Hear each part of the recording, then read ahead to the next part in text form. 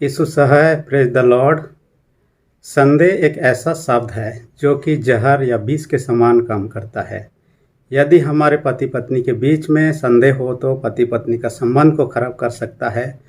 यदि ये परमेश्वर की बातों पर हो तो हमारे विश्वास को खराब कर सकता है, और इस तरह से ये हमारे जीवन के लिए फायदे के बगैर हानिकारक है। इसलिए संदेह को अपने जीवन में स्थान नहीं देना चाहिए। आज के वचन 1 कोरिन्थ 15 अध्याय 1 से 11 पद पर पौलुस प्रेरित इसी बात को चर्चा करता है कि जब वह इफिसुस में था 3 साल के दरमियान उन्होंने सुना, जिस कोरिन्थ मंडली को उन्होंने स्थापना किया था वहाँ कई प्रकार की समस्याएं हैं, और उन समस्याओं के कारण से वे लोग परेशान से हालत में। 1 कोरिन्थ के पत्री में कई सारे समस्याओं के विषय चर्चा करता है ताकि वहाँ के लोग उन समस्याओं को समाधान कर सके। उनमें से एक समस्या ये था कि यीशु मसीह का जी उठना। कई लोग ये प्रचार कर रहे थे कि यीशु मसीह जी नहीं उठा। कई लोगों का तो यहाँ तक कहना यीशु मसीह मरा ही नहीं। इस प्रकार की सोच विचार के कारण से पौलुस प्रेरित को ये बात कहना पड़ा कि यीशु मसीह जी उठा, और उसको लोगों ने भी देखा, और लोगों का लिस्ट भी यहाँ बताता है। और हम यदि यीशु मसीह के जी उठने या मरने के विषय चर्चा करते हैं, ये समस्या वर्तमान में भी दिखाई देता है। कई लोग ये भी मानते हैं यीशु मसीह मरा नहीं, वो जीवित ही था, और वह इंडिया भी आ चुका, और भारतवर्ष में कई साल रहा, और कश्मीर में उसका कब्र दिखाई देता है। कई बातों को हम देखने पाते हैं, परंतु उसमें सच्चाई नहीं है। मैं कुछ फैक्ट की बातों को यहाँ बताऊंगा जिनसे हमें यकीन होगा कि प्रभु यीशु मसीह सचमुच में मर गए थे, और उसके बाद तीसरे दिन सचमुच में जी उठे। और उन घटनाओं में से एक पहली बात जो यीशु मसीह के मरने के विषय में, वो तो है उनका पैर ना तोड़ना। जब यीशु मसीह क्रूस काट में लटकाया गया था, उसके बायां दायां दोनों तरफ 2 व्यक्तियों को भी लटका दिया गया था, और उन दोनों का पैरों को तोड़ा गया। और तोड़ा इसलिए गया ताकि वे लोग जल्दी मर सके, क्योंकि यदि शरीर का भार पैरों पर रहेगा वे लोग जल्दी नहीं मरेंगे। इस कारण से पैरों को तोड़ा जाता था। परंतु यीशु के क्षेत्र में ये देखा गया कि वो मर चुका, इसलिए उसका पैरों को नहीं तोड़ा गया। दूसरी बात जो है, कहता है वह मर गया, इसका प्रमाण करने उन्होंने बर्छा से यीशु मसीह का पंजर में बेधा, और वह लहू पानी की समान बहने लगा। ये कन्फर्म हो गया कि दूसरी बार पंजर में बेधने की जरूरत ही नहीं पड़ा, क्योंकि यीशु मसीह मर चुका था। तीसरी विशेष बात जो है, कहता है यीशु मसीह का डेड बॉडी को क्रूस काट से नीचे उतरना। किसी भी अपराधी व्यक्ति को जब क्रूस काट में लटकाया जाता था तो ये निश्चित किया जाता था कि वह क्रूस काट में मर चुका, तब जाके उतरना है। बिना मरे किसी को उतारने की कोई अनुमति नहीं था। इसलिए हम जानते यीशु मसीह को क्रूस काट से उतारा गया, इसका मतलब यीशु मसीह मर चुका था।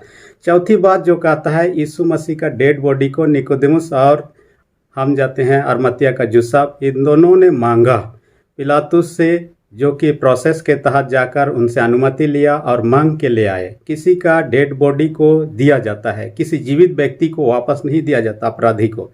यदि वो अपराध के केस में उसको पकड़ा दिया गया, जो भी कि वो अपराध नहीं किया था, तो फिर उसको वापस करने की कोई ज़रूरत नहीं था। परंतु लाश को या डेड बॉडी को अपने प्रियजनों को सौंपना, उनके लिए जब अनुमति मांगा जाता तो दिया जाता था। और इसी के प्रोसेस में जबकि यीशु मसीह का शरीर को, मृत शरीर को दिया गया, इसका मतलब यीशु मर चुका था। अगली बात जो हम देखते हैं, यीशु मसीह को उसके प्रियजन जो क्या करते हैं, कब्र में दफनाते हैं। हम अपने प्रियजनों को जो जिंदा है कभी नहीं दफनाते हैं, उन्हीं को दफनाते हैं जो व्यक्ति मर चुका है। यीशु मसीह मर चुका था, इस कारण से उन प्रियों ने जब भी कि उसका डेड बॉडी मांगा था, उसको कब्र में रखा। आखिरी बात जो मैं यहाँ पर यीशु मसीह को मरने के विषय में चर्चा करूँगा, वो तो है, कहता है जब यीशु मसीह को कब्र में रखा गया, कई लोगों को स्मरण आया, यीशु मसीह ने कहा मैं तीसरे दिन जी उठूँगा। इस कारण से उन्होंने सरकार से अनुमति मांगा कि कब्र की रखवाली किया जाए, उसके डे नाइट सिक्योरिटी की व्यवस्था किया गया। यदि यीशु मसीह कब्र में रहता ही नहीं, उसे नहीं दफनाया जाता, तब तो उस कब्र की रखवाली करना कोई ज़रूरत ही नहीं था। परंतु वह मर चुका था, कब्र में पड़ा हुआ था। इससे हमें स्पष्ट होता है कि यीशु मसीह मर चुका था और वह मृत अवस्था में ही कब्र में रखा गया। हम देखते हैं कि यीशु मसीह के जी उठने के बारे में कई प्रकार की बातें आती है। उसमें से हम जो प्रामाणिक रूप से यीशु मसीह का जीवित होने का पाते हैं, सबसे पहली बात जो कहता है, ये खाली कब्र। जब यीशु मसीह जी उठा अचानक से भूकंप होता है, उस कब्र का जो दरवाजा में बड़ा सा पत्थर लगा वो हट गया और यीशु मसीह जी उठते हैं। इसलिए खाली कब्र एक प्रमाण है कि यीशु मसीह जी उठा। दूसरा प्रमाण जो कहता है, स्वर्गदूत स्त्रियों से चेलों से साफ साफ कह दिया कि यीशु मसीह जी उठा। इसलिए स्वर्गदूत का कथन जो था ये बहुत ही मायने रखता है कि यीशु मसीह जी उठा, इसका प्रमाण है। तीसरी विशेष बात है, जिस कपड़ा से यीशु मसीह को लपेटा गया था, पूरे शरीर को लपेटा गया था, यीशु मसीह के जी उठने के बाद में वो कपड़ा तो कब्र में पड़ा हुआ था, वैसे का वैसे जैसे रखा गया था यीशु मसीह को, परंतु उसके अंदर में यीशु नहीं था। इससे प्रमाण होता है यीशु मसीह जी उठा था। चौथी विशेष बात है, जिन सिक्योरिटी गार्ड को वहाँ पहरा देने के लिए लगाया गया था दिन रात, वे जाकर अधिकारियों से बता दिए कि यीशु मसीह रात को ऐसे ऐसे घड़ी में जी उठा और वो चला गया। उन्होंने कहा ऐसा किसी को मत बताइए, आप छुपाने का प्रयत्न कीजिए, परंतु सच्चाई कभी छुपता नहीं है और बातें फैलते गया। अगली बात जो पौलुस प्रेरित इस बात में कहता है, कई लोगों ने यीशु मसीह को देखा, कई लोगों को यीशु मसीह अपना दर्शन दिए। उनमें से यहाँ लिस्ट बनाता है कि कैफा को भी, यीशु के चेलों को भी, स्त्रियों को भी, 500 से अधिक लोगों को भी, कई लोगों को यीशु मसीह दिखाई दिया। और अंत में कहता है मुझे भी दिखाई दिया, क्योंकि यीशु मसीह के विषय में हम जानते हैं वो जी उठा। इस बात को कई लोग नहीं मानते, पौलुस भी नहीं मानता था। इस कारण से वह मसीह कलीसिया को भी सताने का काम करता था, जब तक यीशु मसीह को दर्शन नहीं कि यीशु मसीह को देखा नहीं।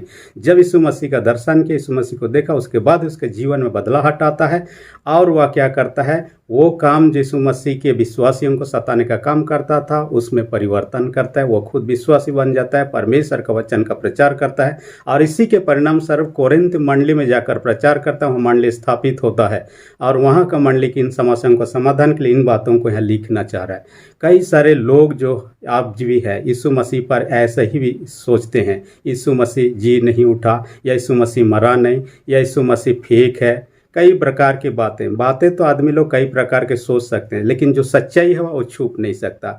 आप एक महान व्यक्ति के बारे में जानते हैं, साधु सुंदर सिंह। अपने जीवन में कभी नहीं सोचता था यीशु मसीह एक सच्चा उद्धार करता है और यीशु मसीह मृतकों में से जी उठा और पापियों के लिए ही वो मारा था, और इस कारण से वो यीशु मसीह पर उनका विश्वास नहीं था।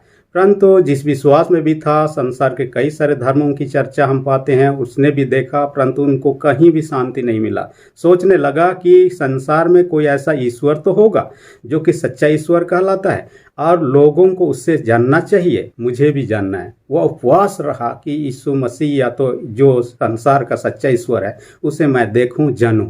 इसलिए वह उपवास ही रहा रात तक, लेकिन कोई ईश्वर उसको दिखाई नहीं। रात से लेकर बीत गया, वो कुछ खाया पिया ने अपने रूम में बंद रहा। सुबह होने वाला था, रात भर रहा, सोचने लगा शायद इस संसार में कोई ईश्वर नहीं है, तब तो सुबह अपने जीवन को ट्रेन लाइन में समाप्त कर दूंगा। जैसे ही सोच रहा था, अचानक से यीशु प्रकट होता है उसके रूम में और कहता है अपने जीवन को ख़त्म मत कीजिए, मैंने संसार के लोगों के जीवन को बचाने के लिए अपना प्राण दे दिया हूँ। उस दिन के बाद यीशु मसीह का दर्शन के बाद उनके जीवन में बदलाहट आता है। जिस व्यक्ति यीशु मसीह के बारे में गलत सोच रखता तो वो यीशु मसीह के बारे में पॉजिटिव सोचना शुरू कर दिया। संसार के कई लोग आज भी इसलिए गलत सोचते हैं क्योंकि यीशु मसीह को सच्चाई को जानते नहीं, यीशु मसीह को सही रूप से पहचान नहीं पाए हैं। जैसे पौलुस ने जब तक वो पहचान नहीं उसका जीवन क्या था। हम साधु सुंदर सिंह के बारे में अभी चर्चा की, उसका भी यही हाल था। परंतु जब यीशु मसीह को उन्होंने जाना, यीशु मसीह के लिए मरने तक को तैयार हो गए और वे जीवन का अंतिम सांस तक विश्वास में स्थिर है। आज आपके मन में, मेरे मन में संदेह है तो उसके निकाल दीजिए, क्योंकि संदेह हमें विश्वास में स्थिर रहने नहीं देता है। बाइबल कहता है, याकूब 1:6-7 में कहता है, संदेह करने वाला समुद्र के लहर के समान होता है। समुद्र का लहर को आप जानते हैं, जितने लोग समुद्र देख चुके जानते हैं कि समुद्र का लहर हिलते जलते रहता है, पानी कभी स्थिर नहीं रहता है। जो व्यक्ति संदेह करता है विश्वास में स्थिर नहीं रह सकता है। इसलिए हमें विश्वास में स्थिर रहना है तो परमेश्वर के प्रति, यीशु मसीह के प्रति जो संदेह है उनको निकाल फेंकें, क्योंकि संदेह करने वाला कहता है, वचन में कहता है, ऐसा मनुष्य ये ना समझे कि परमेश्वर की ओर से मुझे कुछ प्राप्त होगा, कुछ प्राप्त होने वाला नहीं। इब्रानी 11:6 में कहता है, विश्वास के बिना परमेश्वर को खुश करना, प्रसन्न करना अनहोना है, असंभव है कहता है। इसलिए परमेश्वर के निकट आने वालों को विश्वास करना आवश्यकता है। बाइबल में हम पाते हैं विश्वास के विषय में बच्चों के समान हमारा विश्वास होना चाहिए। छोटे बच्चों को देखिए, मार्कुस 10:15 में देखिए, हम परमेश्वर के राज को बालक के समान ग्रहण ना करें, विश्वास ना करें तो परमेश्वर के राज में प्रवेश नहीं कर सकते हैं। बालक का विश्वास कैसा होता है? पूरा उनका बिलीव होता है। यदि माता पिता उनको कह रहे हैं ये चीज़ है, वो चीज़ है, उनको ये संदेह करने की कोई बात नहीं। जब वही बच्चा छोटा छोटा यही बात करना सीख रहा है, चलने सीख रहा है, उस उम्र में की बात मैं कर रहा हूँ, माता पिता जो कहते हैं वही। मैं एक घटना के विषय में पढ़ रहा था। एक परिवार ट्रेन में यात्रा कर रहे थे। ट्रेन के खिड़की के जगह में, विंडो के पास में, उसका पिताजी के साथ छोटा बच्चा बैठा हुआ था।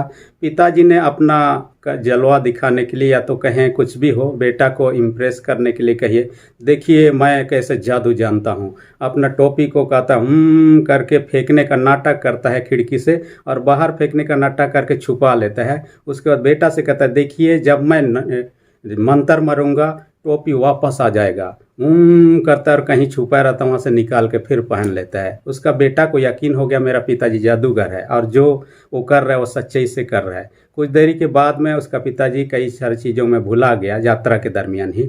उसका बेटा ने उसका टोपी पकड़ा और सचमुच का बाहर फेंक दिया। तब उसका पिताजी उसको पीटने लगा, ऐसा क्यों किया? नहीं, आप तो जादू करके उसको वापस लाइए ना, बोल रहा है। वो खुद ही झूठ बोल रहा था। असल में बच्चे लोग, उनका मन सच्चा होता है और वे लोग विश्वास, छोटे छोटे बात जो भी हम कहते हैं, छोटे बड़े बात विश्वास कर लेते हैं। हमें परमेश्वर के बातों के प्रति, परमेश्वर के वचन के प्रति ऐसा ही विश्वास करना है।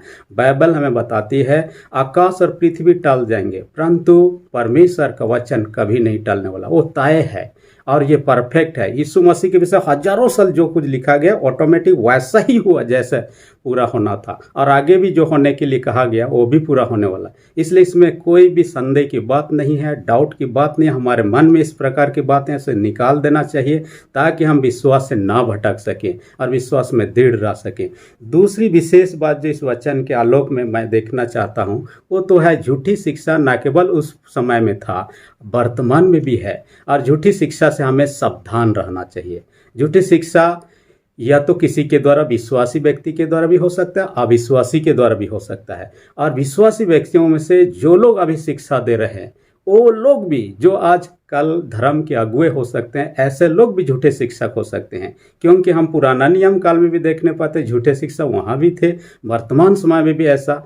उसमें से दो प्रकार के हम समझ सकते हैं। एक तो जानबूझ के झूठ बोल रहा हो, परमेश्वर का वचन का इस्तेमाल करके, परमेश्वर के बातों को बोल करके अपना वाहवाही लेना चाहता है, अपना प्रशंसा चाहता है, पैसा कमाना चाहता है, ये हो सकता है। या दूसरी बात, उनको अभी भी सच्चाई की जानकारी नहीं है, इस कारण से लोगों को वैसा टीचिंग दे रहा है, वैसा शिक्षा दे रहा है जैसे कि शिक्षा नहीं होना चाहिए, परंतु उसको खुद को नॉलेज नहीं है, सच्चाई की पहचान उसको ठीक से नहीं है इस कारण से। और ये बड़ा खतरा की बात है, क्योंकि यदि एक लीडर ही यदि उसको मार्ग मालूम नहीं हो, किस मार्ग से जाना है, किस रास्ते से जाना है, तब तो उसके पीछे चलने वालों को गलत डायरेक्शन में ले सकता है। मैं बचपन में एक बारात में भाग लेने के लिए गया हुआ था और हम लोग शाम के समय में कम से कम रात तक पहुंचना था। जिस बस में हम सवार थे उस बस में जो ड्राइवर था उनको लग रहा था कि मैं रास्ता देखा हूँ, इसलिए रात के अंधेरे में चलते गया, लेकिन अचानक से कहीं खो गया, क्योंकि जंगल के रास्ते हुए जाना होता था और कई प्रकार के वहाँ रास्ता इधर उधर था और वह भटक चुका। और रात में हम इधर उधर भटकने लगे, क्योंकि रात के अंधेरे में कोई जंगल में व्यक्ति नहीं हुआ जिनसे पूछा जाए कि ये जगह कहाँ है, किधर से जाना है। इसलिए जंगल में हम घूमते रहे। जब सुबह सुबह हुआ, लोगों को जब देखा गया, उनसे पूछा गया, तब उन्होंने बताया कि इस मार्ग से जाना है, और हम लोग सुबह दिन में वहाँ पहुँचे जबकि रात पहुँचना था।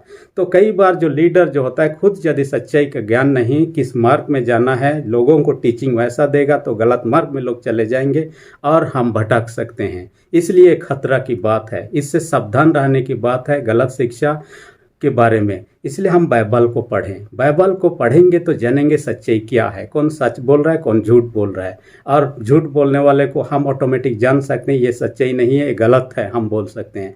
दूसरी बात, जो झूठ फैलाने का बात जो है वो अविश्वासी भी हो सकते हैं, जो विश्वास नहीं करते हैं। कई कारणों से हो सकता है उनको चिढ़ है, हो सकता है उनके बारे में उनको नीचा दिखाना चाह रहा हो या उनका विरोध करना चाह रहा हो, जैसे पौलुस प्रेरित ने किया।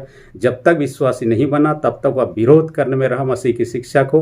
वैसे ही कई लोग अब भी कर सकते हैं और करते आ रहे हैं और करेंगे भी आने वाले दिन में, क्योंकि अंतिम दिनों के विषय में कहता है मत्ती 24 अध्याय 11 पद में कि बहुत सारे भविष्यवक्ता उठ खड़े होंगे और यहाँ तक कि चुने हुए लोगों को भी भरमा लेंगे, कहता है। बहुत सारे झूठे शिक्षक भविष्यवक्ता उठ खड़े होंगे अंतिम दिनों में।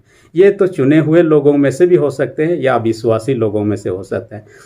लेकिन एक बात है, परमेश्वर के विरोध में गलत शिक्षा देना, परमेश्वर के विरोध में बातें करना, ये तो बुरी बात है और ये परमेश्वर के विरोधी काम है। हम ऐसा करके परमेश्वर से बच नहीं सकते हैं। इसलिए अपने जीवन को देखिए, कहीं हम इस प्रकार के काम के द्वारा परमेश्वर के विरोध में तो काम नहीं कर रहे हैं। यदि कर रहे हैं तो आज हमें समाप्त करने, स्टॉप करने की आवश्यकता है। परमेश्वर एक एक चीज़ों की लेखा लेगा हर अंत के दिनों में। हमने जो भलाई किया है, बुराई किया, सारी चीज़ों का लेखा लेगा। इसलिए हम उनके विरोध में इस प्रकार की बातें करेंगे, वो आपको मुझे उन चीज़ों से बख्श नहीं देंगे। मैं पढ़ रहा था एक व्यक्ति के बारे में जो कि योद्धा व्यक्ति है, फाइटर है और विश्व का नंबर 1 फाइटर में से था। और उसके बारे में मैं जाना, उसका नाम नहीं लेना चाहूँगा, परंतु उसको इतना गर्व था कि मैं किसी को भी हरा सकता हूँ। और गर्व से इतना फूला हुआ था, जब इंटरव्यू उनको पूछा गया, आज यदि यीशु मसीह होता, क्या यीशु मसीह को भी आप रिंग में हरा देते?